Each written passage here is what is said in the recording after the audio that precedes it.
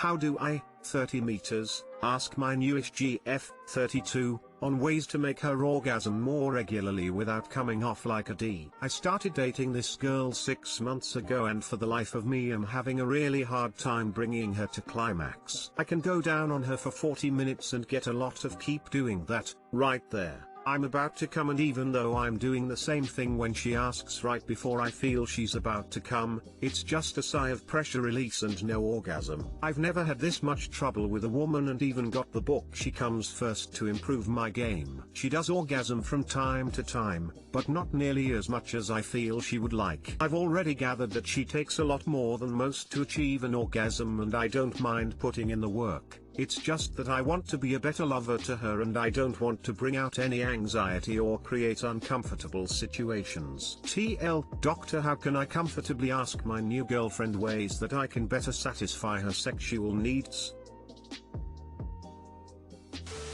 Dude, I can tell your heart is in the right place, but I'm going to come down hard on you because you seem to be acting as though her orgasm is your amazing lover trophy. I'm one of those women who struggle to orgasm, though I love sex. I would always be upfront about this with sexual partners, but I've had too many guys who tried to take I don't orgasm often as a challenge. And what would result would be frustrating objective-driven sex where they'd spend ages trying to make me orgasm, because my orgasm meant that they were a good lover, and everyone would leave that encounter feeling self-conscious and frustrated. Do you know what's sexy? An encounter where everyone is relaxed and enjoying the journey. Do you know what isn't sexy? A guy going down between your legs, going hell for leather, and lifting his head every 5 minutes to ask, "Are you close yet? How about now? What about now?"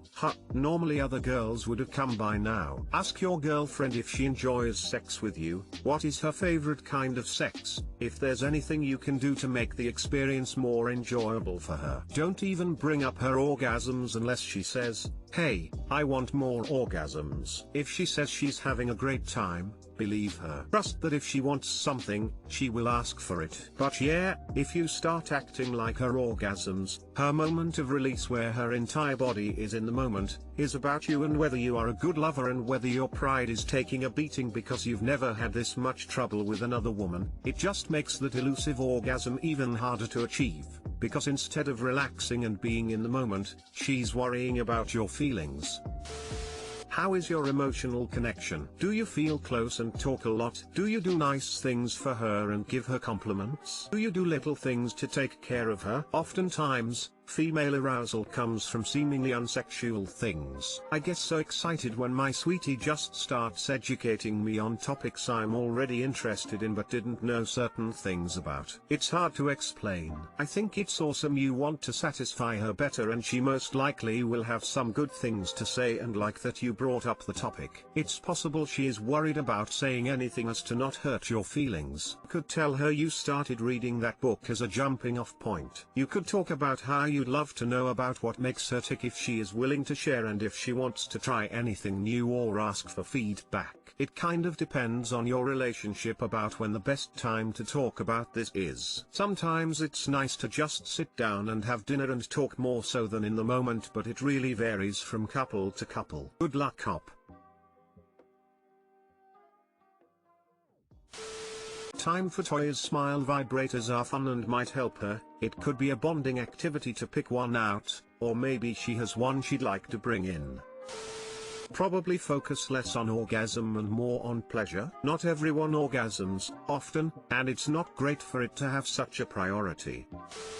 First, you gotta make sure she wants more orgasms. Then, if so, ask her if she has any things she wants you to do. Make sure you're not communicating that it's taking a long time, because that can make it even worse, her getting frustrated or feeling like it's taking too long for you. Maybe it's questions like, how do you feel about our sex life? Are you getting enough orgasms from me? Is there anything I can do differently or more of to really push you over the edge? Frame the questions in a really neutral way so it doesn't sound like you're expecting a particular response from you, or else she might just be inclined to tell you what she thinks you want to hear. Sex, to women, is often supposed to be about a man's pleasure, so we can get caught up in that destructive thinking. This may not be at all helpful because every woman is different, but in case you don't get a lot of feedback from her about what might improve it, I'll let you know what's worked for me. I do better with a build-up, so adding some pressure on the vulva first, pressure and movement over the clit through the lips, later touching directly the wetter parts without direct contact to the clit yet. Eventually I can handle direct contact. If it gets to the clit too fast, it's just not comfortable and kinda screws everything up for me and will take forever. Also, I did this as a joke once when I was masturbating,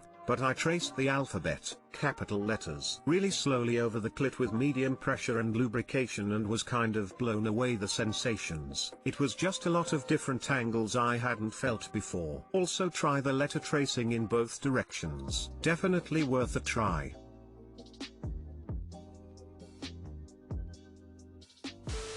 Soon-to-be fiancé was really rude.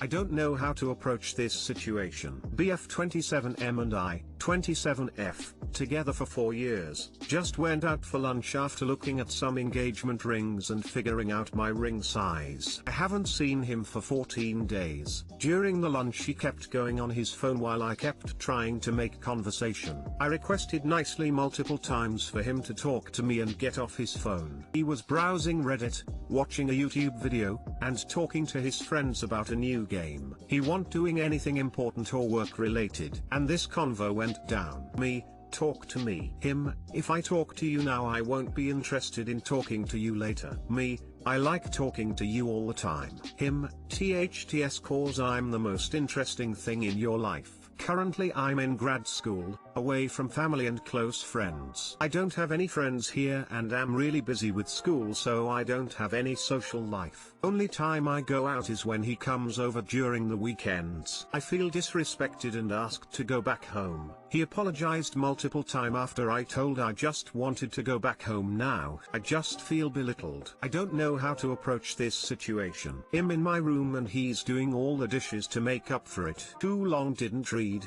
Soon-to-be fiancé basically said he is not interested to talking to me. I feel so disrespected. Like how I feel about marrying a person not interested in talking to me. I don't know how to approach this. Just need some advice. Update: this was the first time he has ever said anything like this to me. I was hurt at the time but we talked about it. He kept apologizing and said he didn't mean it. Promised he won't be insensitive like that again.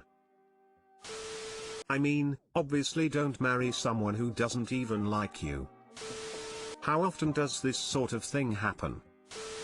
Stop looking at rings. You want him and his time more than he wants you. If after 14 days apart he still wants to flip through Reddit, I don't think you should be getting engaged just yet. He's bored with you now. What will the next 40 years be like?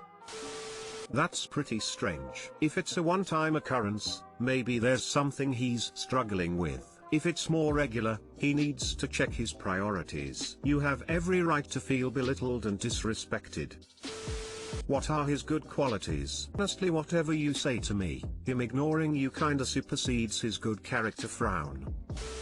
3 minutes of pure hell with my SIL. Too long didn't read. My controlling, whiny, likely narcissistic SIL today personally attacked me, and her father, in my own home. Backstory: my wife, 46F, and I, 37M, have been happily married 8 years, and have known each other for 15. Her younger sister, 42F, we'll call her Ali, is very unpredictable mentally and emotionally, and very frequently, almost daily, lashes out at her immediate family and her in-laws, myself included, sometimes on multiple occasions each day. Ali has personally attacked me, my wife, their father, 78M, and even their now deceased mother. Cancer claimed her in 2011, on numerous occasions as long as I've known my wife, and we have not been successful in stopping or controlling Ali or talking some sense into her. Apparently the world revolves around her, she is in charge of the family, and she sees/finds faults in everybody and everything,